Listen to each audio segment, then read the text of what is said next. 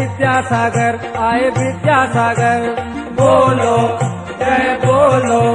आए विद्यासागर आए विद्यासागर, बोलो जय बोलो। आए विद्यासागर आए विद्यासागर, बोलो जय बोलो।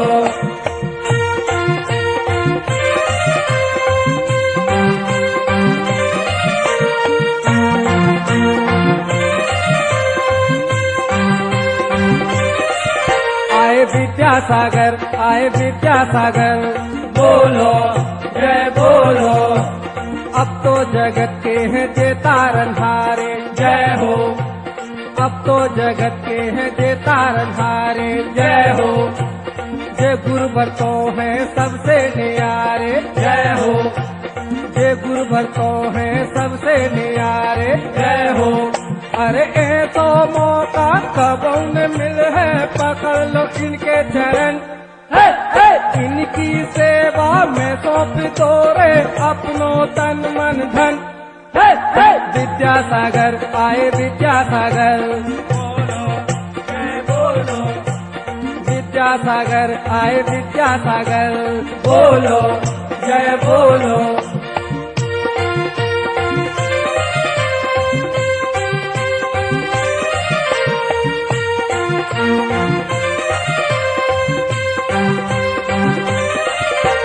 विद्यासागर आए विद्यासागर, बोलो जय बोलो। दर्शन को देखो भीड़ पड़ी है, जय हो। दर्शन को देखो भीड़ पड़ी है, जय हो। गुरुवर के दर्शन को आन खड़ी है, जय हो। गुरुवर के दर्शन को आन खड़ी है, जय हो। जेने दर्शन कर ले इनके कोई तो होगा मगन। जय विद्यासागर जय विद्यासागर, कर रहे सबरे भजन। विद्यासागर विद्यासागर, बोलो जय बोलो। विद्यासागर आए विद्यासागर, बोलो जय बोलो।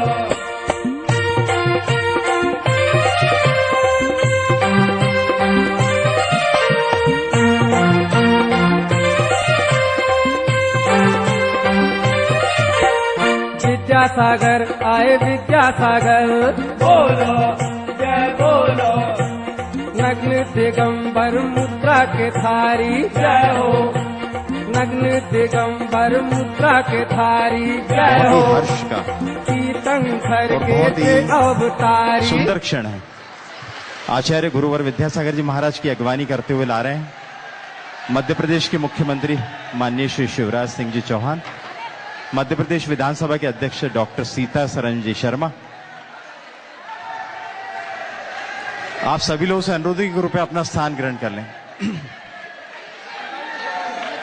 दीदी लोग, आप लोग, दीदी लोग, आप सभी लोग बैठ जाइए प्लीज।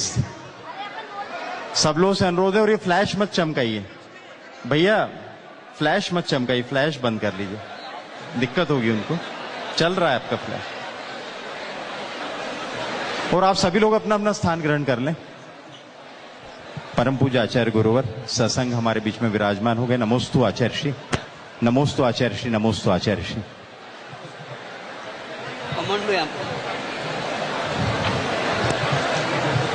दीदी लोगों की बैठने की व्यवस्था यहां पर की गई और सामने ब्रह्मचारी भैया कृपया अपना अपना स्थान ग्रहण कर लें। और यहां पर केवल पत्रकार बैठेंगे और लोग ना आए। पुलिस प्रशासन से भी मेरा अनुरोध है कि यहां पर ना आने दें।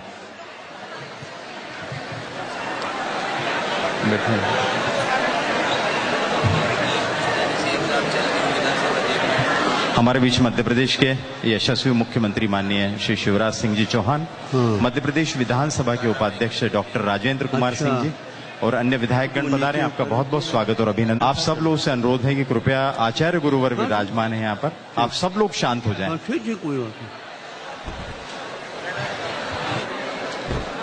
सभी लोग शांत हो जाएंगे। माननीय डॉक्टर सीतासरन जी शर्मा, श्री जयंत कुमार मलैया वित्त और वाणिज्यिक कर मंत्री, साथ में प्रमुख सचिव विधानसभा श्री भाई बहनों, इस बहुत ही हर्ष का विषय है कि मध्य प्रदेश विधानसभा भोपाल के इस प्रांगण में आज वो ऐतिहासिक क्षण आ गया है जब मध्य प्रदेश के मुख्यमंत्री माननीय श्री शिवराज सिंह जी चौहान और मध्य प्रदेश विधानसभा के अध्यक्ष डॉक्टर सीतासरन शर्मा जी के अनुरोध पर आचार्य गुरुवर अपने संघ के साथ में इस पावस सदन में पधारे हैं और आज उनके पावस मंगल प्रवचन यहाँ पर होंगे। कुंद शंकराचार्य कबीर और आचार्य गुरुवर विद्यासागर जैसी आत्मा हो। नमोस्तु आचार्य। इसी के साथ इस कार्यक्रम को आगे बढ़ाते हुए जैसे कि जिनागम संस्कृति और भारतीय संस्कृति भाई और बहनों के किसी भी कार्यक्रम का आगाज हम मंगलाचरण के द्वारा करते हैं, तो मंगल धन आचरण इन दो शब्दों के संयोग से बनाए शब्द मंगलाचरण, इसकी प्रस्तुति के लिए, शाब्दिक प्रस्तुति के लिए अब मैं शीतल छाया है कितने ऊंचे भाग हमारे, ऐसा सतगुरु पाया है। जलती हुई इस दुनिया में मिली ये शीतल छाया है। कोई गुणवान या निर्गुण सभी अपनाए जाते हैं। गुरु करुणा के सागर है, करुणा बरसाए जाते हैं। दुनिया ने जिसको ठुकराया गुरु ने गले लगाया है। जलती हुई इस दुनिया में मिली ये शीतल छाया है। यहाँ बेचैन रूहों को सबर संतोष मिलता है। यहाँ बेचैन रूहों को सबर संतोष मिलता है। जो है बेहोश जन्मों से उन्हें भी होश मिलता है। जो है बेहोश जन्मों से उन्हें भी होश मिलता है। ले जाए वो रहमत दर पे जिसने शीश झुकाया है। जलती हुई इस दुनिया में मिली ये शीतल छाया है। जुबां गा गा के हारी है, जुबां गा गा के हारी है। कलम लिख लिख के हारी है। जमी आकाश से ऊंची गुरु महिमा तुम्हारी है। सतगुरु तेरी कृपा से ही दर ये तेरा पाया है। जलती हुई इस दुनिया में मिली शीतल छाया है। कितने ऊंचे भाग हमारे, ऐसा सतगुरु पाया है। जलती हुई इस दुनिया में मिली शीतल छाया है। धन्य है ये धरती और पुण्यशाली है हम कि संत शिरोमणि तपोनिधि परम पूज्य गुरुवर आचार्य श्री 108 विद्यासागर जी महाराज के मंगल चरण 38 मुनि संघ सहित मध्य प्रदेश के विधानसभा भवन की धरती पर पड़े।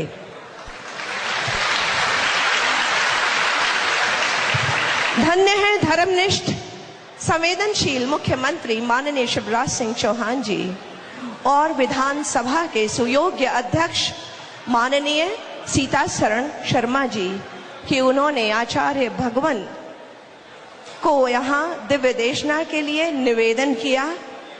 और जहाँ जन कल्याण के लिए विधान बनाए जाते हैं, योजनाएं बनाई जाती हैं, लेकिन बात तो यह है कि उन योजनाओं के पीछे भाव क्या है। उस भाव में जन कल्याण के भाव जुड़ जाएं। अपने भावों का, अपने उपयोग का, जैसा आचार्य भगवान कहते हैं, अपने भावों का, अपने उपयोग का शुद्ध उपयोग हो सके, इसीलिए यहाँ दिव्य देशना देने आज गुरुवर सत्संग यहाँ विराजमान है। उनकी दिव्यवाणी हम सब भव्य जीवों के कल्याण के लिए खिरे। इसीलिए आज मध्य प्रदेश के इस विधानसभा भवन में पुण्य लाभ लेने के लिए कार्यपालिका और विधायिका सभी लोग यहाँ एकत्रित हैं। आज मध्य प्रदेश विधानसभा भवन में गुरुवर की वाणी दिव्यवाणी खिरेगी और वह दिन दूर नहीं जब गुरुवर की देशना संसद में भी खिरेगी। अनुरोध है माननीय मुख्यमंत्री जी शिवराज सिंह चौहान जी से और माननीय अध्यक्ष महोदय से कि इस धर्म सभा के सभागार को और नेता प्रतिपक्ष जी से और उपाध्यक्ष विधानसभा के उपाध्यक्ष माननीय राजेंद्र सिंह जी से और माननीय वित्त मंत्री जी से कि वे सभागार को उजालों से भरें, दीप प्रज्वलन करके। और अब ये मांग कर किसी से रोशनी नहीं लाते, इन सब के घर में इनका अपना चिराग जलता है, इनके घर में आत्मदीप जलता है। कहते भी हैं भाई और बहनों कि दिन सुनहले और रातें चांदनी वाली रहे, रोज आ जाए अमावस और रोज हरियाली रहे, साल में एक आध दिन दीप जले तो क्या जले, ऐसे जलाओ तुम दिए कि हर घर में रोज दीपावली रहे। इन्हीं उदात्त भावनाओं को व्यक्त करता हुआ आचार्य गुरुवर ज्ञान सागर जी महाराज के चित्र के समक्ष द्वीप प्रज्वलन माननीय मुख्यमंत्री जी द्वारा, माननीय डॉक्टर सीतासरन शर्मा के द्वारा। इस द्वीप प्रज्वलन के पश्चात भाई और बहनों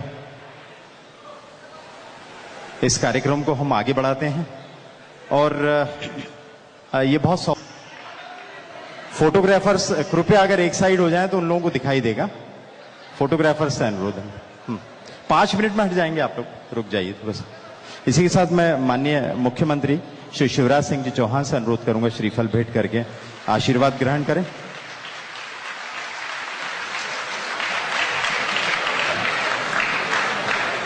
हमारे बीच में मध्य प्रदेश के वित्त और वाणिज्यिक कर मंत्री माननीय श्री जयंत कुमार मलैया भी उपस्थित हैं। उनसे अनुरोध है कि वे श्रीफल भेंट करके आचार्य श्री से आशीर्वाद लें। इसी के साथ विधानसभा के उपाध्यक्ष माननीय डॉक्टर राजेंद्र कुमार सिंह भी हमारे बीच में मौजूद हैं। उनसे भी अनुरोध है कि श्रीफल भेंट कर आचार्य श्री से आशीर्वाद लें। विधानसभा के उपनेता माननीय श्री बाला बच्चन जी से मेरा अनुरोध है, मध्य प्रदेश विधानसभा के आप उपनेता हैं विपक्ष के, श्रीफल भेंट करके आशीर्वाद ग्रहण करेंगे।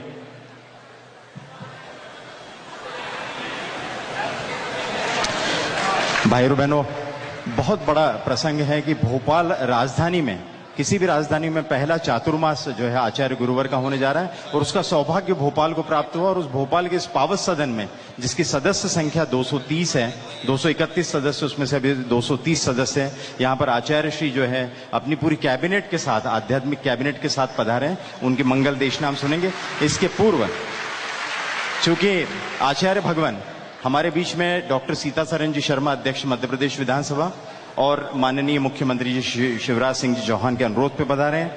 मैं इतना ही अनुरोध करूंगा कि श्रद्धा ज्ञान देती है, श्रद्धा ज्ञान देती है, नम्रता मान देती है और योग्यता स्थान देती है। और यदि इन तीनों को मिला दिया जाए तो वो सम्मान देती है। ऐसे ही हमारे संविधान का जिनको उत्तम ज्ञान है, मानस मर्मज्ञ, पेशे से डॉक्टर, लेकिन लॉ की डिग्री में जो है आपने गोल्ड मेडल हासिल किया, बहुत ही विनम्र और मिलनसार अध्यक्ष डॉक्टर माननीय सीतासरन जी शर्मा को मैं अब आमंत्रित करूंगा। वे स्वागत भाषण के लिए यहां पर पधारने की कोशिश करें। डॉक्टर सीतासरन जी शर्मा।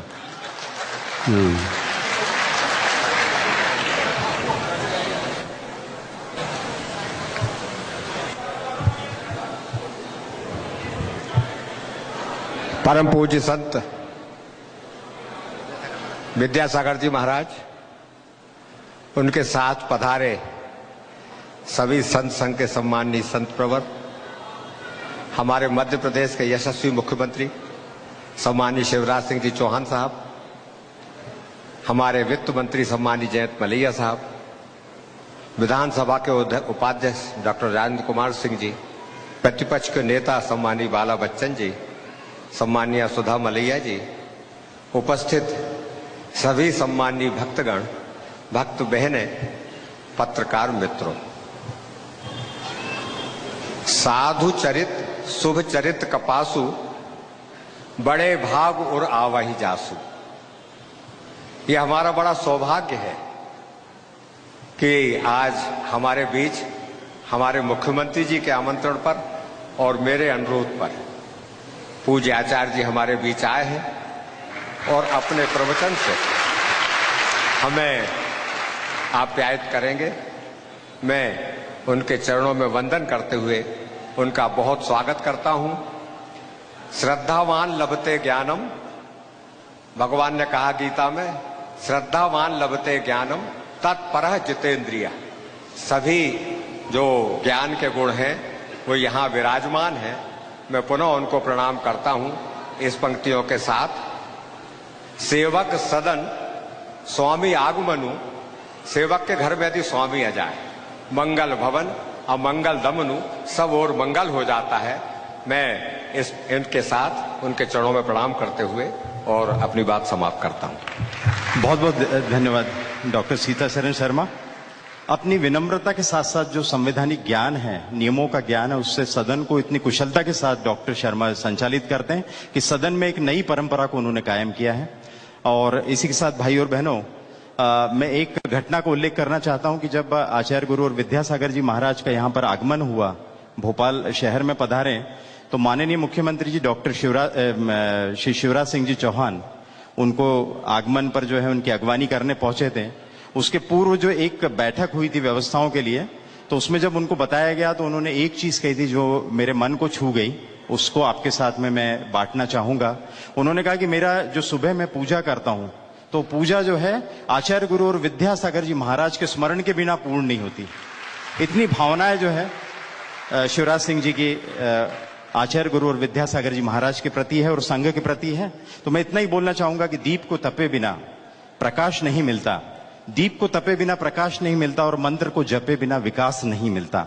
आदमी ही जब तब से बनाता है सब कुछ दोस्तों, लेकिन किसी को बना बनाया इतिहास नहीं मिलता।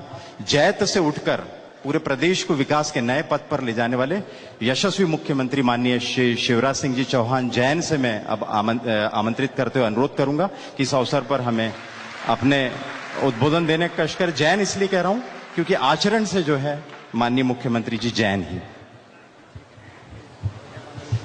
बोले आचार्य भगवान विद्यासागर जी महाराज की, मुनि संघ की, अहिंसा परमो धर्म की, आचार्य श्री के भक्तों की।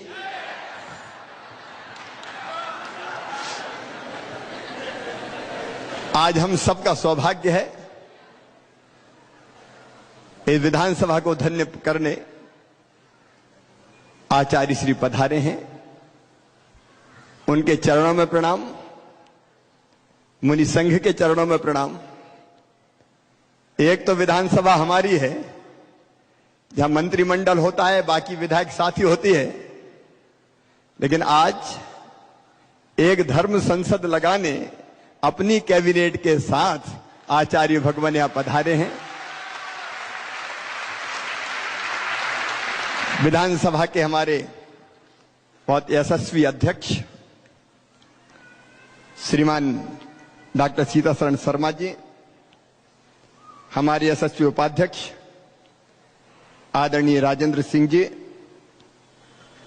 नेता प्रतिपक्ष श्री बाला बच्चन जी, वित्त मंत्री जयंत जी, मेरे मंत्रिमंडल के सहयोगीगण, विधायक साथीगण और उपस्थित बहनों और भाइयों।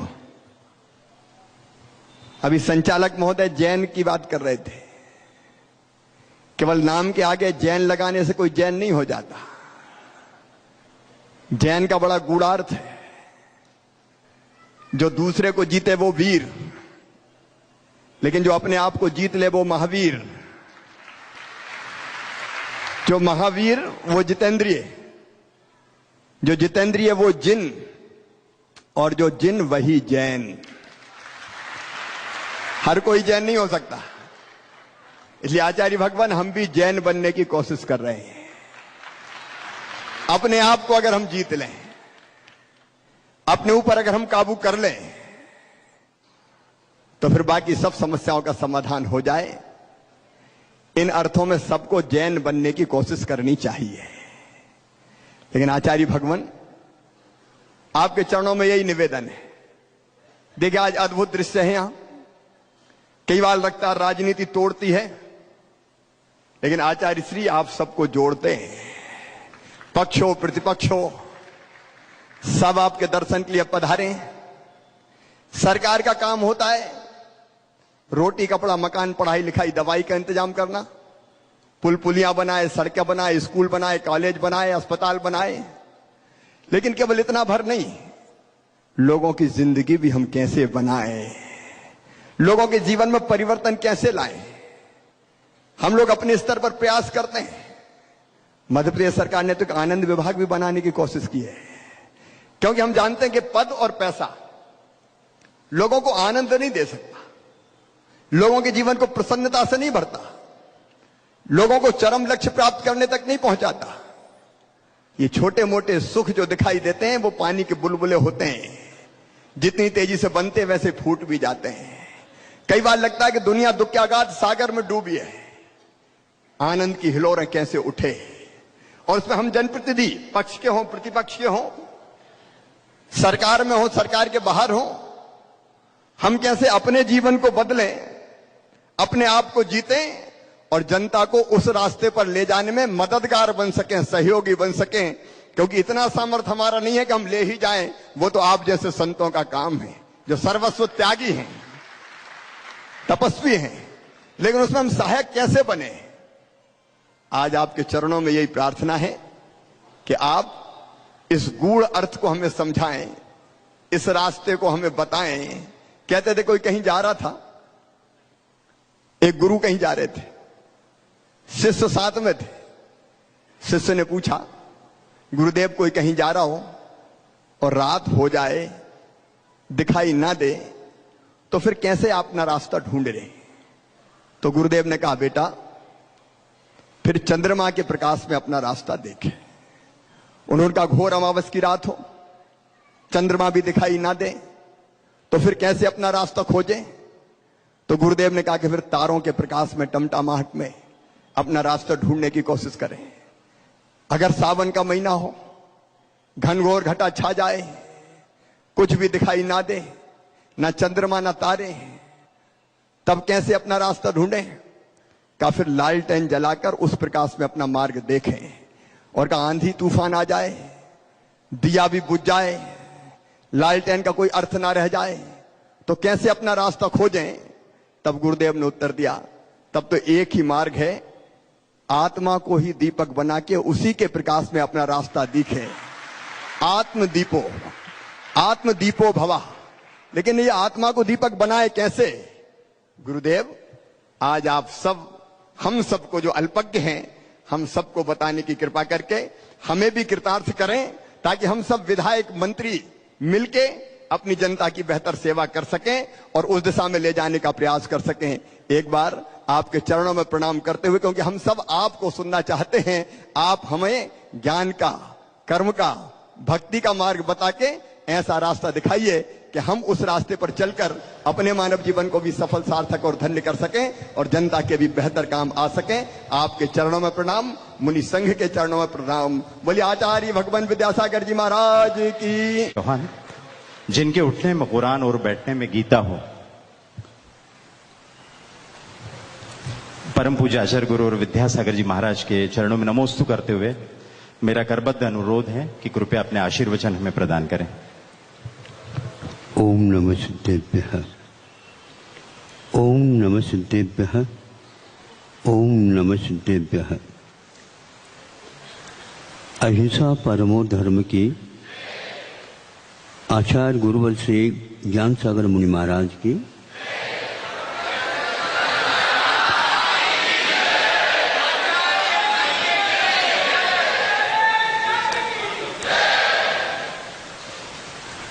पथिक पथ पर चलता है, चलने के लिए पैरों की आवश्यकता होती है।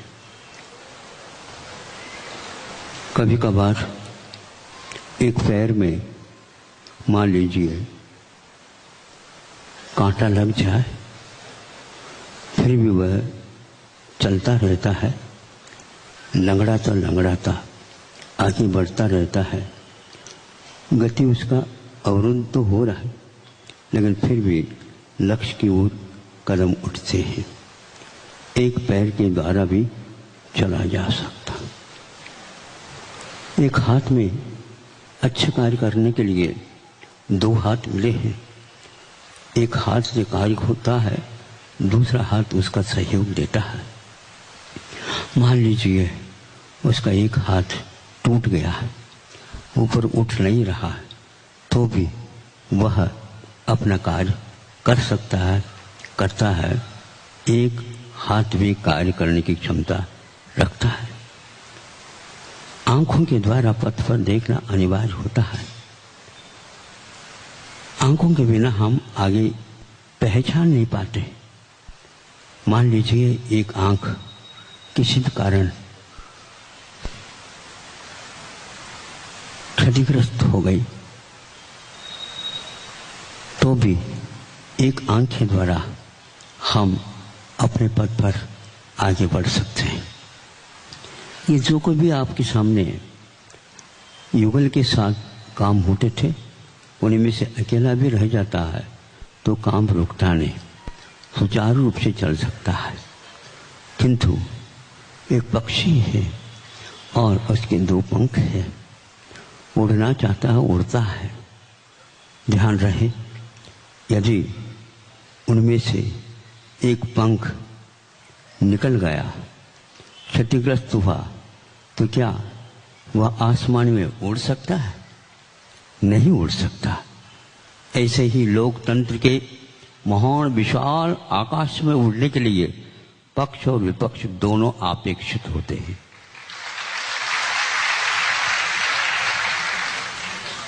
जब तक चुनाव नहीं होता तब तक अपने अपने विचार लोकतंत्र को आगे बढ़ाने के लिए प्रयास किया जाता है। एक महीने की अवधि में वह सारा समेट जाता है। फिर इसके उपरांत पूरे महासभा, विधानसभा हो या लोकसभा हो, सारे के सारे विधायक और सांसद सब में बैठ जाते हैं। संख्या गिनी जाती है और प्रशासन का भार बहुमत के आधार पर हो जाता है। मुझे तो ज्ञात नहीं है संविधान के सूत्र कि बहुमत के आधार पर ही होना चाहिए। फिर भी उसका जो अनुकरण आप करते हैं, उस समय कोई भी व्यक्ति यह नहीं कह सकता है कि यह सदन केवल विपक्ष का है अथवा सपक्ष का है। पूरी वह सभा भवन सांसद एक प्रकार से जनता के द्वारा चयनित होकर के आए व्यक्ति प्रतिनिधि के रूप में गिने जाते हैं। निधि ये जनता है और प्रतिनिधि ये चुन करके विधान सभा में अथवा लोकसभा में पहुंच जाते हैं। इसमें राष्ट्रीय पक्ष ही एकमात्र हम लोगों के लिए अपेक्षित होता है। सभी मिल करके उसका संचालन, उसके बारे में गतिविधियां, विचार विमर्श, निर्णय आदि दिए जाते हैं। उस समय कोई भी पक्ष और विपक्ष का काम नहीं होता। हाँ, हमारा राष्ट्रीय पक्ष है एक प्रकार से जो अनादिकाल से जनता का एक उद्धार हो, कल्याण हो, वो सुखी रहे और उसके साथ साथ हम भी सुख के श्वास ले सके। जब ये लक्ष्य लोकतंत्र का रहता है तो सरकार में रहे या न रहे ये बात ही नहीं उठती, क्योंकि सरकार तो ये बैठी है। जिनके पास ये क्षमता है, किंतु एक नेता की आवश्यकता होती है, एक आदर्श की आवश्यकता होती है। अपने ही समूह में से एक आदर्श को चुना जाता है और यहाँ पर भेजा जाता है। यह लोकतंत्र का सूत्र के अनुसार कार्यक्रम चल रहा है और यह पक्षपात के बिना एकमात्र राष्ट्रीय पक्ष लेकर के हम चलेंगे। ये 70 साल में जो उन्नति होनी चाहिए थी उससे 4 गुना 10 गुना हो जाती, लेकिन हम भूल गए 250 या 200 वर्ष तक दूसरे के अधीन होकर के गतिविधियों को भूल गए। इतिहास भुलाया गया है, कर्तव्य से विमुख हो गए और अर्थ नीति को संचालित करने के लिए जो कोई भी गतिविधियां भारत में होती थी, यह भारत भूमि है। स्वतंत्रता मिलने से पूर्व में इसको जहाँ पर हम बैठे हैं उसको मध्य भारत यह संज्ञा नाम से पुकारा जाता था। यह मध्य भारत एक ही है। उत्तर में भी भारत को शुद्ध करने वाला यह मध्य भारत है। दक्षिण को भी वह भारत का अंग है शुद्ध करने वाला, यह मध्य भारत है। पूर्व और पश्चिम अपने आप ही चारों दिशाएं, 10 दिशाओं में विदिशाओं में भारत का संबंध है। इसको शुद्ध करने वाला यह मध्य भारत है, जो कि उस समय जिस समय स्वतंत्रता नहीं मिली थी, नागपुर से लेकर के लगभग वह झांसी के इसकोर एक जिला प्लेस है, छोटा सा जिला है लेकिन है वह एक सीमा के पास, तो वहां तक दतिया बोलते हैं, वह उत्तर प्रदेश को टच कर रहा है। और इधर नागपुर तक मध्य भारत था। इस भारत को याद करने के लिए एकमात्र मध्य भारत ही पर्याप्त है। किंतु ध्यान रखें, युगों में ऐसा भी परिवर्तन हुआ करते हैं जो हम भूल जाते हैं अतीत को, और अनागत के उज्ज्वल की बात हम करने लग जाते हैं। अब आइए हमें पक्ष और विपक्ष छोड़ करके दोनों कंधे से कंधे मिला करके, जब तक आप किसी भार, बहुत कठिन भार को उठाने के संकल्प करते हैं, उससे पूर्व में एक ध्वनि को भी हमें प्रशिक्षित करना पड़ेगा। अपने आप को जब तक एक ध्वनि से हम नहीं बैठेंगे और बनेंगे नहीं, वह भार उठने वाला नहीं। जो मशीन या यंत्र के द्वारा उठने की क्षमता रखता है उसको आप लोग उठा सकते हैं, किंतु हाँ या ना, ये 2 आवाज पर्याप्त है। वहां पर शिक्षा की कोई आवश्यकता नहीं। इस संस्कार से जब हम बंध जाएंगे, अवश्य ही इस लोकतंत्र को हम विश्व के कोने कोने तक पहुंचा सकते हैं। आज यह भारत एक प्रकार से विश्व में सबसे बड़ा लोकतंत्र का नीति न्याय के अनुसार चलाने वाला मात्र एक भारत है। इससे आबादी अन्य राष्ट्रों में हो सकती है, जनसंख्या हो सकती है, किंतु लोकतंत्र का वहां पर पूर्णतः अभाव है। यह आप लोगों को याद रखना चाहिए। इतिहास को ओझल करने से ही ये परिस्थितियां होती चली जा रही है। पक्ष और विपक्ष, एक पक्ष के 2 हाथ है, 2 पैर हैं और 2 साधन हैं। उनमें से एक भी क्षतिग्रस्त होगा, वह कभी भी पक्षी ऊपर नहीं उठ सकता। इसलिए आप लोग विधान सभा में बैठे हैं, तो यहाँ पर बुलाया गया है, भैया क्या विधान चलता है, कौन सा संविधान है, हम थोड़े से देख लें, सुन लें और उसको विचार करें। ऐसा मन में विचार आया। यहाँ के उस मध्य प्रदेश के वर्तमान कर्ता धर्ता जिसको बोलना चाहिए शासन के अपेक्षा से, तो उन्होंने आकर ही कहा महाराज कि आपको विधानसभा में आना है। अभी हम आए हैं, अगवान के लिए आप आए हैं, पहले से निमंत्रण आप दे रहे हैं। मैं निमंत्रण से तो आता नहीं, लेकिन फिर भी यह निमंत्रण वैसा निमंत्रण नहीं जो भोजन का होता है। ये एक भोजन देने का है, और भोजन देने के लिए निमंत्रण देने की कोई आवश्यकता वैसे नहीं पड़ती।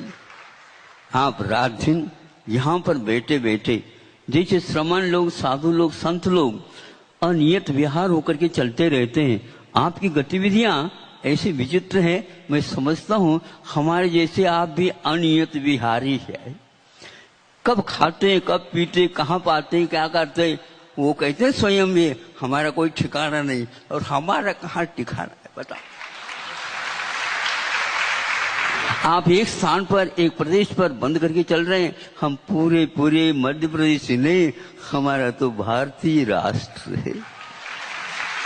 क्योंकि यहाँ पर संस्कृति अहिंसा की है, क्योंकि यहाँ पर प्रत्येक जीव प्रत्येक द्रव्य स्वतंत्र रहता है और स्वतंत्र ही रहेगा, किंतु किसी के अधीन उसको रखने का जो प्रयास पुरुषार्थ किया जाता है वह हमारा अज्ञान है। अज्ञानेन आवृतम ज्ञानम येन बुह्यन्ति जन्तवः, इस प्रकार वाणी है गुरुओं के। क्योंकि अज्ञान के कारण ही हम अंधे हो जाते हैं, हम मदान्ध हो जाते हैं, फलस्वरूप हम मोहित होकर के कर्तव्य और अकर्तव्य से विमुख हो जाते हैं। भेद विज्ञान का अभाव हो जाता है, अंतर्दृष्टि हमारी लुप्त हो जाती है और बाहरी धन वैभव को ही हम सब कुछ मान करके चलते हैं। कोई भी राष्ट्र धन की अपेक्षा से या बिल्डिंगों की अपेक्षा से और कोई भी अपेक्षा से उन्नत नहीं माना जाता। जहाँ की संस्कृति जीवन को उत्कृष्टता की ओर ले जाने की संस्कृति रहती है, वही राष्ट्र सबसे धनाढ्य माना जाता और भारत उसमें अग्रणी रहा है। कभी कभी नेताओं के मुख से ये शब्द सुनने के लिए मिल जाते हैं कि हमारा भविष्य हमारा अतीत हो। मैं हमेशा हमेशा अतीत को भूलना नहीं चाहता। अतीत में जो वैभव था, संस्कृति थी, रक्षा थी, इतिहास के पन्ने उठाते उठाते ऐसे ज्ञान होता है, किंतु आज उसको कुछ क्षति से पहुंच गई है। वर्तमान में जितने भी शिक्षा प्रणाली में सब कुछ विषय होते हुए भी विज्ञान को मुख्यता दे करके इतिहास को गायब कर दिया गया, इतिहास को तिरोहित कर दिया गया है। कि विदेश के लेखकों ने भी भारत के बारे में, उज्ज्वलता के बारे में जो लिखा है, आज के विद्यार्थी, आज के इंजीनियर, आज के चिकित्सक, आज के वकील, आज के न्यायाधीश कोई भी नहीं जानने की कोशिश कर रहा है। मैं इसलिए इस विधान भवन में आने का सोचा, इसको निमंत्रण को छोड़ना नहीं चाहिए, ताकि हम समझे हमारा कर्तव्य क्या है। हमें केवल इस भवन में बैठने का अर्थ ये नहीं है, यहाँ पर यह पवित्र स्थान है जहाँ पर अहिंसा के अनुसार चलने वाले भारत की संस्कृति के रक्षा के लिए ऐसी गतिविधियां होती रहती हैं और उसके बारे में निर्णय लिया जाता है, विचार विमर्श किया जाता है, फिर बाद में उसको मूर्त रूप लेने के लिए संकल्प कर दिया जाता है और 5-5 वर्ष के लिए यह कार्यक्रम आप लोगों के द्वारा निष्पादित होता है। ये कितना बड़ा पवित्र, ये 250 वर्ष के बाद जब 70 वर्ष आज मिले हैं, कितने पंचवार्षिक योजनाएं हो गए, बीच में भी चुनाव हो गया होगा, किंतु सबका ध्येय एक ही मात्र था, इस सदन में बैठ करके हमें केवल पक्ष और विपक्ष को छोड़ करके राष्ट्रीय पक्ष के बारे में सोचना है। ऐसा दृढ़ संकल्प बहुत महत्वपूर्ण माना जाता है। जब कभी भी हम सुनते हैं नेताओं के मुख से, देखो कितनी भाग दौड़ करते रहते हैं, एक एक दिन में कहां कहां पर सभा को उपस्थित होकर के संबोधित करते रहते हैं और उसके लिए जो साधन सामग्री जुटाते हैं और जनता के बीच में जाकर के वह कार्य संपादित करते रहते हैं। जन जन तक संबंध रखने का यह यहाँ का इतिहास रहा है। तब कहीं जा करके वो राजा महाराज एक भी होते थे, लेकिन यथा राजा तथा प्रजा इस उक्ति को चरितार्थ करते थे। प्रजा कभी भी सोचते नहीं थे हमें क्या सोचना है, राजा है तो प्रजा का कल्याण निश्चित है। और वो कल्याण किस लिए, खा रोटी बची इसलिए नहीं, किंतु हमारा आत्म तत्व एक प्रकार से धर्म की साधना में लगे और सबके लगे। जैसे उन्होंने कहा कि हमें परमार्थ भी चाहिए, अर्थ का सदुपयोग करेंगे अवश्य ही परमार्थ आपको मिलेगा। यदि अर्थ का अपव्यय करेंगे, ये भवन अर्थ के अपव्यय के लिए नहीं बना, किंतु परमार्थ की खोज के लिए जो भारत ने कदम उठाए हैं और ये अनादिकाल से उठाता आया है, उसको अक्षुण्ण बनाए के रखने के लिए ये सारा का सारा कार्यक्रम है। एक वृक्ष है और उसके वृक्ष के कितने अंग होते हैं आप देखते हैं। बीज का अंकुरण होना, यह वृक्ष के निर्माण में एकमात्र से यात्रा प्रारंभ हो जाती है।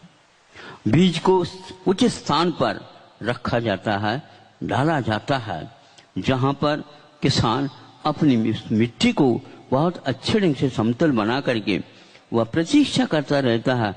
आषाढ़ में तैयार करता है और श्रावण में घटाएं आकर के उसको फुला देती है और उसमें वह बीजों को अंकुरित कराने के लिए डाल देता है, वह अंकुरित हो जाता है।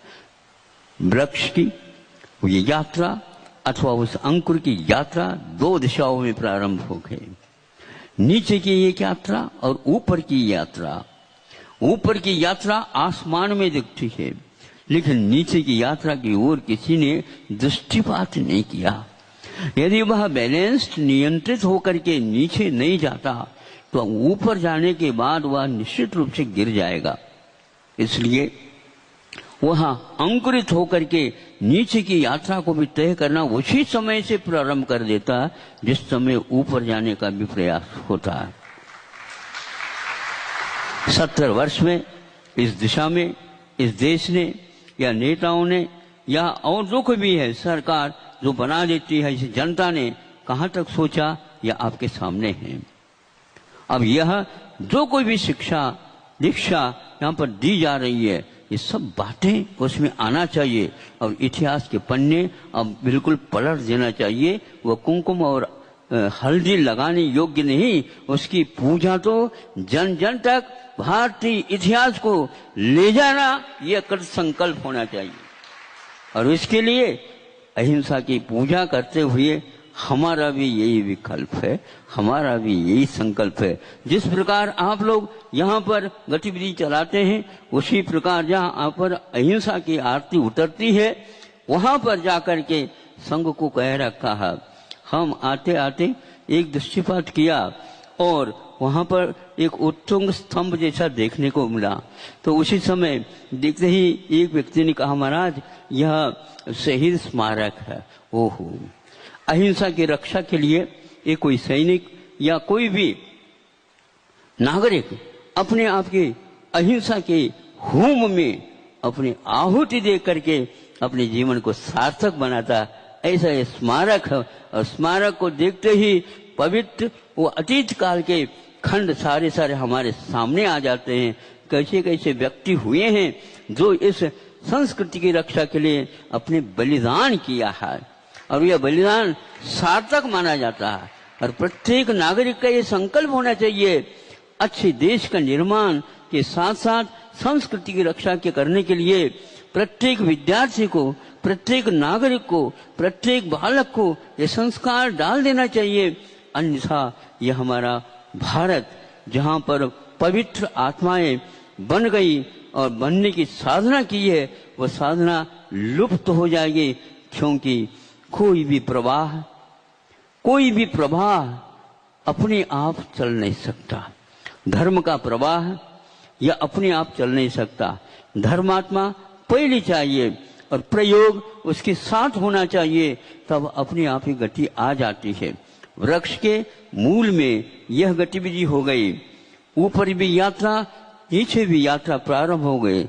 तना बनने लगा, पौधा हो गया, तना बन गया, तने के बाद शाखाएं फूट गई, उपशाखाएं फूट गई, फैल गई, गुच्छे आदि आदि फैलता फैलता चला जा रहा है।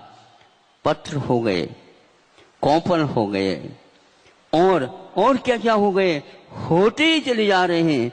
फूल हो गए, पुष्प हो गए, फिर इसके उपरांत फल की निशानी देखने में आ गई। इससे क्या है लेना अर्थ तो ये लेना हम नीचे से राशन वहां तक पहुंच रहा है। भी नीचे जहां अंकुरित होकर के जड़ें नीचे पाताल में गई हैं, वो पाताल में जा करके राशन की खोज कर रहे हैं और ऊपर जो है गर्मी का असर पड़ रहा है और खोपलों में वह मृदुता, वो कोमलता और वह प्रकाश, ज्योति, तेज और वह सूर्य के प्रखर किरणों में भी वह लहला आ रहा है। क्या है इसमें यह है मूल से राशन उस चोटी चूल तक पहुंच रहा है। इससे स्पष्ट है मूल जड़ें कभी भी राशन अपने पास संग्रह नहीं करते, किंतु पूरा का पूरा वृक्ष में उसका वितरण होता है। आज देश में जो कुछ भी उत्पादन हो रहा है, जन जन तक उसका वितरण अपेक्षित है। कितनी मात्रा में जाता है ये आपको सोचना है। मात्रा की यदि कमी है, अनुपात से उसको बढ़ाना, अति करने के लिए तो मैं कभी भी कहता नहीं, किंतु वितरण समय पर और स्थान पर होना चाहिए। सब कुछ प्रबंध होता है, किंतु वितरण में भारत आगे पीछे हो जाता है। अन्य देश जो छोटे होकर के भी उन्नति करते हैं, उसमें संग्रह वृत्ति नहीं है। महावीर भगवान ने और राजनाथ भगवान से लेकर के इन भगवानों ने, राम भगवान ने, आदि आदि सबने ये कहा संग्रह हो, परिग्रह न हो। महाराज दोनों तो एक अर्थवाचक है नहीं। समय समय पर संग्रह करके कहां पर इसको वितरित करना है, इसका नाम संग्रह किया जाता है। किंतु परिग्रह मूर्छा का नाम है। महावीर इसके खिलाफ है। आदिनाथ भगवान के इसको पाप कहते हैं। जैनियों के यहाँ 5 पाप होते हैं। 4 पाप से परहेज बहुत जल्दी करते जैन लोग, किंतु अंतिम पाप उनको याद नहीं है, क्योंकि उनको पट्टी नहीं पढ़ाया गया। क्या है महाराज? पट्टी ये है कि परिग्रह को, अर्थ को और ये सारे धन वैभव को एक प्रकार से परिग्रह कहा गया है। इसके पीछे यदि मूर्छा रहेगी, समय पर यदि आप लोग उसका जनता में वितरण नहीं करेंगे तो जैन काय क्यों हो आप लोग? जैन तो वही होता है जो परिग्रह से मोह छोड़ करके, मूर्छा छोड़ करके समय पर अपना जो भंडार है उसको जनता के सामने रखता है। ये लोकतंत्र माना जाता। पहले राजा करता था, अब आप लोगों के लिए स्वतंत्रता मिली है। आपका जो कुछ भी संग्रह है वह हो रहा है, वह दूसरे के लिए है। एक लेख पढ़ा था हमने, वह एक बहुत बड़े उद्योगपति थे, लेकिन अपने बच्चों के लिए उन्होंने एक पत्र लिखा था। संभव है आप लोगों को याद आ जाए, मुझे याद आ गया, प्रासंगिक था इसलिए। वो बहुत ही उद्योगपति और बहुत इनके पास संपदा थी। बच्चों के लिए नाम से पत्र लिखा और उसमें लिखता है वो ये है, बच्चों बहुत संपदा के बीच में आप आए हो। संपदा जो संग्रहित हो गई है यह आपकी नहीं है, ये इसके भोक्ता आप नहीं है।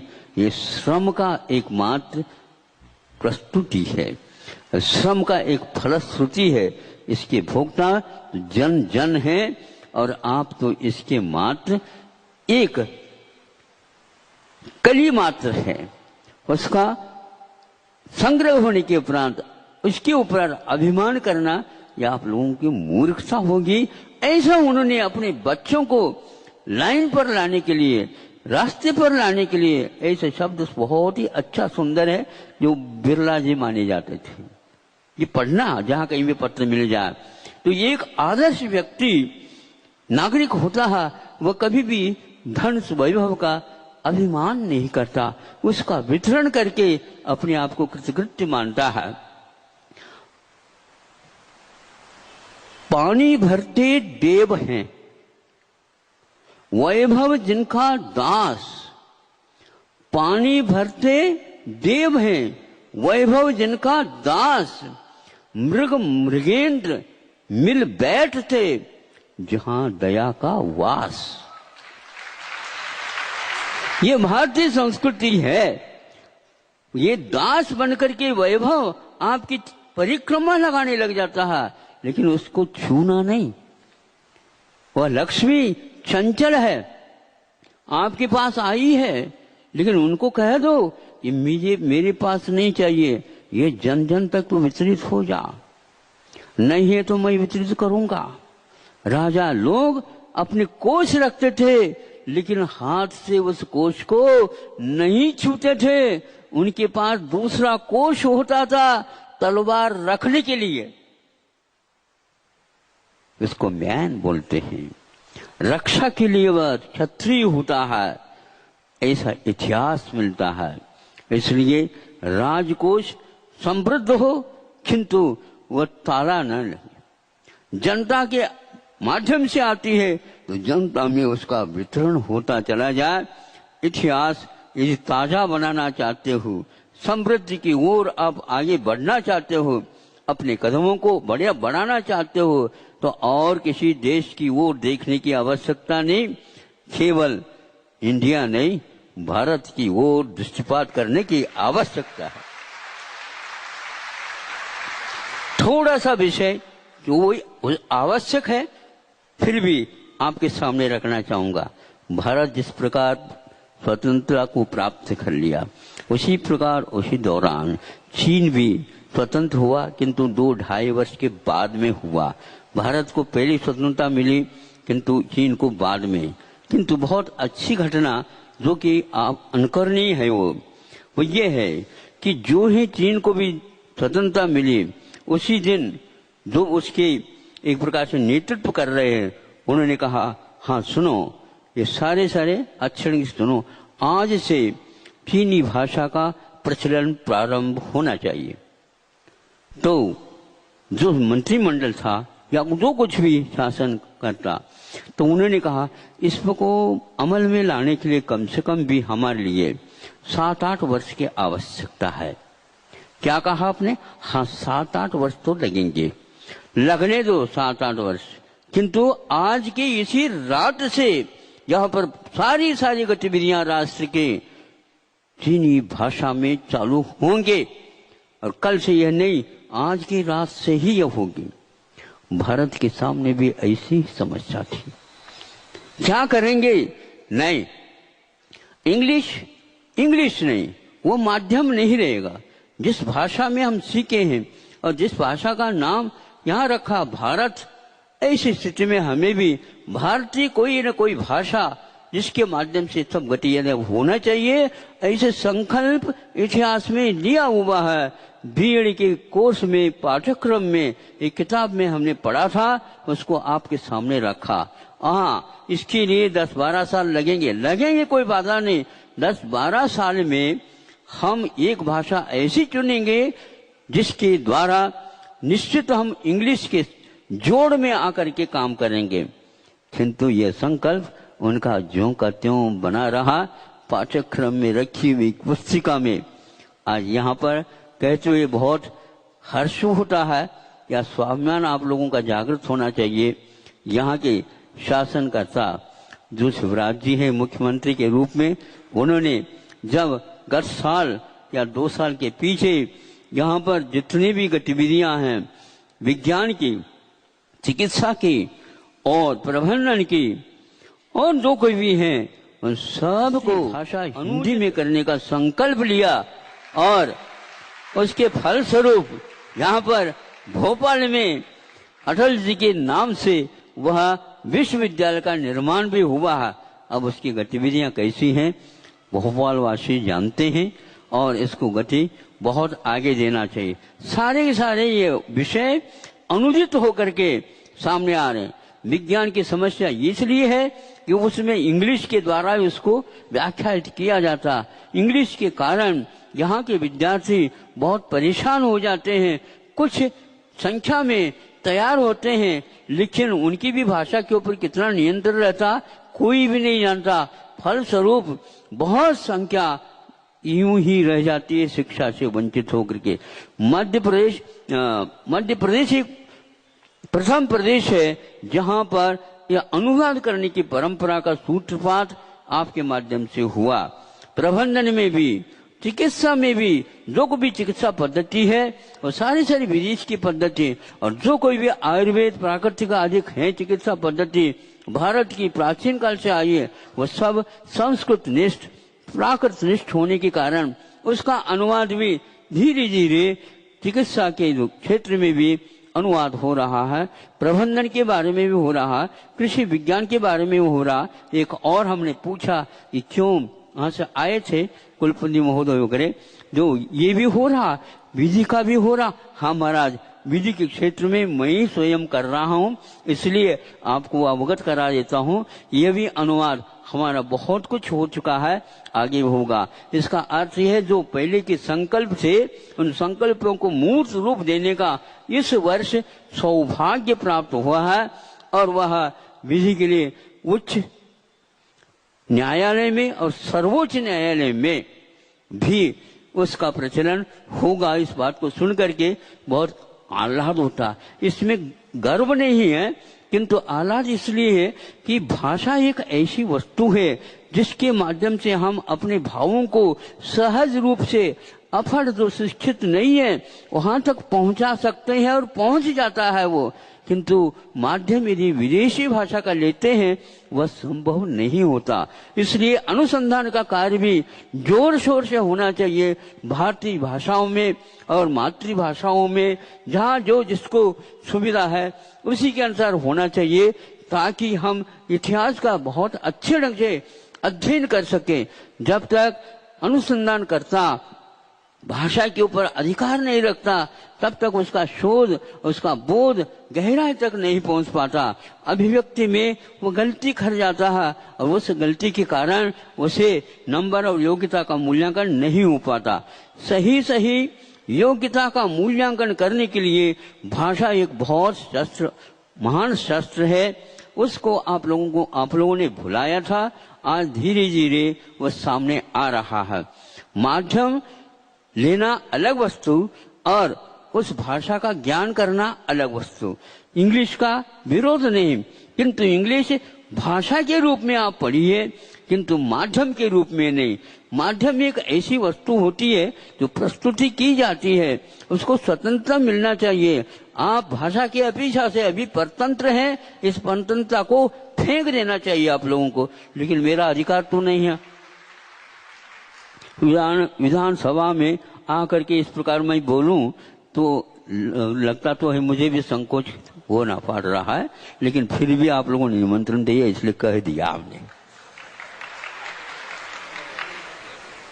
कुछ बिंदु ऐसी हैं जो हमारे थोपी गई हैं, उसके पीछे हमने कोई सोचा नहीं, उसके पीछे हमने कोई अनुसंधान किया ही नहीं।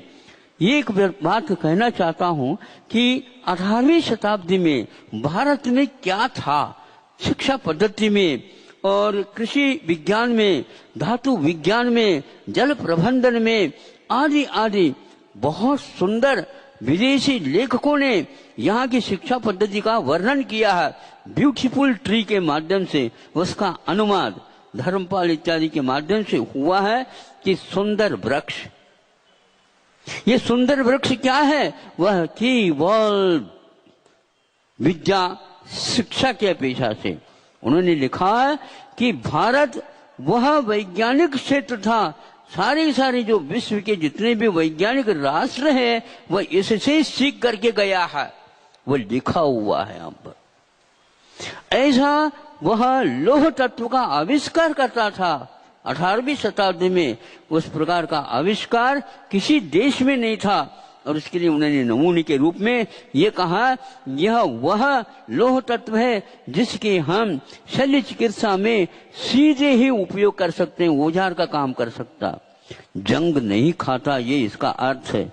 और आज भी दिल्ली वगैरह में ऐसे स्मारक बने हुई हैं जो लौह तत्व के, वह रात दिन पानी बरस रहा है, गर्मी पड़ती है, सर्दी पड़ती है, सब कुछ होता है, लेकिन उसका अभी तक ज्ञात नहीं हुआ ये कौन सी शताब्दी में इसका आविष्कार हुआ है। विज्ञान कहने से विदेश अथवा यूरोप के अलावा और कोई है ही नहीं, ऐसा मानने वाले अपने स्वाभिमान से च्युत हो गए। अथवा यूं कहना चाहिए वैज्ञानिक युग में भी वह इतिहास के विज्ञान को बारे में वह सोचना नहीं चाहते। भारत को कृषि प्रधान देश कहा गया है और था, बिल्कुल आज भी है, किंतु वह उसी की नकल पर चलना चाहता है। उसके लिए मैं कहना चाहता हूँ भारत में वर्तमान में अथवा विदेशों में वर्तमान में कृषि विज्ञान कितना उन्नत है, उसके लिए उन्होंने लगभग कितने क्विंटल, नहीं वो तो इतिहास की बात होगी, वर्तमान में कितना है, वर्तमान में ज्यादा संभव है 36 क्विंटल तक बोरी जिसको बोलते हैं आप लोग, यहाँ तक उत्पन्न होता है। और उस इसमें लिखा हुआ है 18वीं शताब्दी समय कि 56 क्विंटल 56 बोरी धान इस 1 एकड़ में निकलता था। कौन सा कृषि विज्ञान था मुझे बताओ। इसलिए विश्व के बारे में आप सोचो नहीं, भारत के बारे में सोचो, अतीत के बारे में सोचो। आप उतना 56 के बाद कहीं जाओ, कहो कि हम इतिहास से भी आगे बढ़ गए। लौटो और भारत को लौटाओ। भारत को लौटाना परम अनिवार्य है। भारत को लौटाने से हमारे महापुरुष हमारे सामने आ जाएंगे और हमारी बोनापन एकदम उठेगा ऊपर। अरे हम तो ऊंट की आदत वाले हो गए। ऊंट समझता कि मेरे से उन्नत और कोई है ही नहीं। जब पहाड़ की तलहटी में पहुंच जाता ये कौन आ गया। अरे आंखें तो खोल। आंखें खोलने की आवश्यकता है, लेकिन भीतर की आंखें, स्वाभिमान की आंखें खोलो। आपको यदि सुनने में आ रहा है तो इसको नोट करिएगा और इतिहास को लौटाने का प्रयास करिएगा। कोई विश्व में इतिहास भारत जैसा नहीं मिलेगा। प्रशासकीय परीक्षाओं में भी इस इतिहास को ओझल कराया जा रहा है। कोई भी हम देखता है उसके पाठ्यक्रम को, उसमें कोई या ना नहीं आता। यदि आता भी है तो भारत का थोड़े बहुत इतिहास दे करके उस इतिहास के साथ तुलना करके परीक्षाएं पास कराई जा रही है। जब ये किताब हमने उन प्रशासकीय विद्यार्थियों को दिया, उनकी आंखों में पानी आ गया और कुछ ही क्षण के उपरांत वो कहने लगे, महाराज हमारा खून उबल रहा है, क्योंकि हमें यह सब ओझल कराया गया है। इस प्रकार की शिक्षा प्रणाली कभी भी नहीं होना चाहिए। अनुसंधान के क्षेत्र में भी भारत बहुत लंबा चौड़ा आगे था, लेकिन आज केवल अनुसंधान होता है तो विदेश में ही होता है। यहाँ पर शिक्षण पूर्ण करो और वहां पर अनुसंधान करो। अनुसंधान के उपरांत इस देश का नहीं होता, वह उसी देश का हो जाता, वहीं की नागरिकता हो जाती है, उसी के लिए सब कुछ हो जाता है। किंतु यहाँ पर भारत भूमि के लिए अथवा यहाँ की माँ को कोई भी संतान नहीं है। इस प्रकार आपको नहीं सोचना चाहिए। समय आपका जितना दिया गया था उतना पूर्ण हो गया है।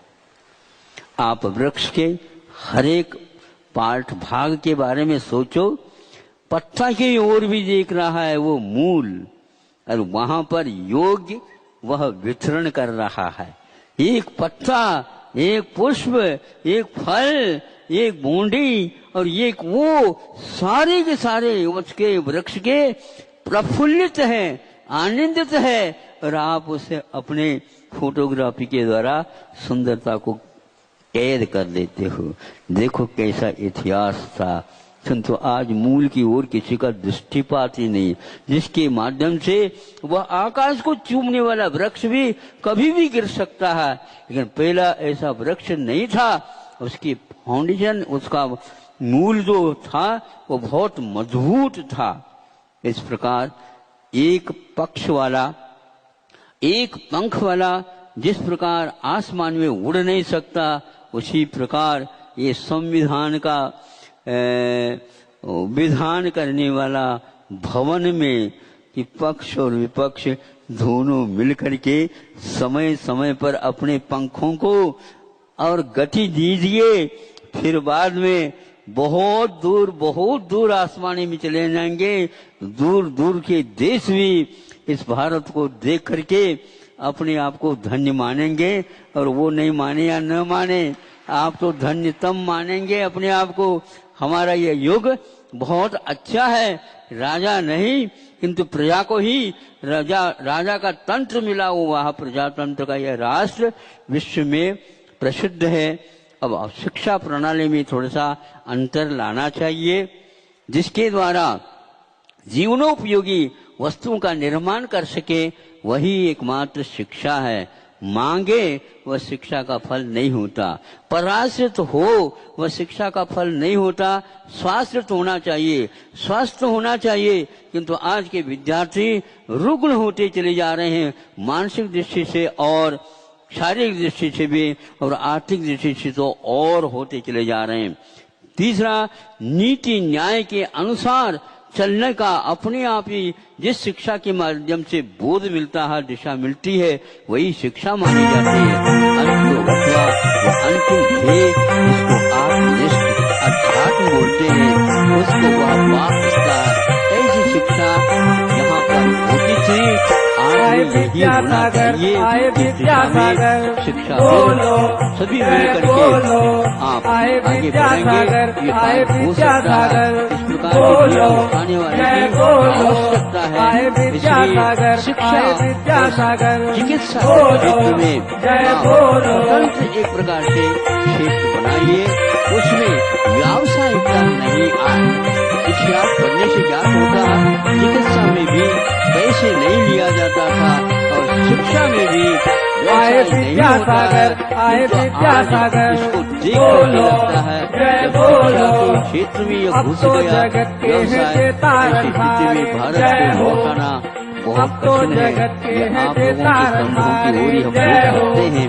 युवा ये पीढ़ी, युवा गुरुवर्गों शक्ति में सबसे इसको लौटा सकता न्यारे है। जय हो। जो अनुभवी है ये उनके गुरुवर्गों मंत्र में को सबसे सुन करके न्यारे उनके जय हो। अनुभव को अपने काम में अरे लेकर के तो कर सकता है, मौका लेकिन इसके कदम आगे में और कुछ पकड़ कह लो नहीं इनके सकता। चरण। चिकित्सा इनकी शिक्षा सेवा ये में दोनों तो व्यवस्थित से दूर अपनों होकर तन के मन जो धन विद्वान है विद्यासागर, आए विद्यासागर, अवश्य ही इस भारत का उद्धार हो सकता है।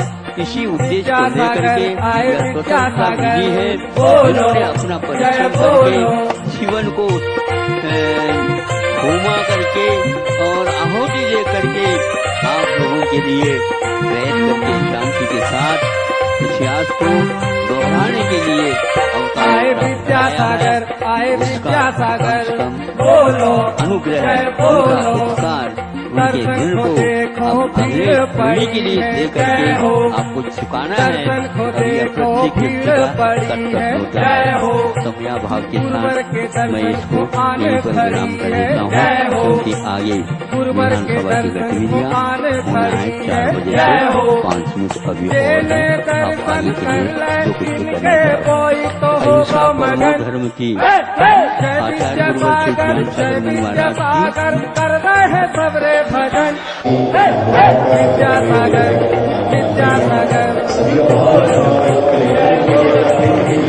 विद्यासागर, आए विद्यासागर, किसी प्रकार की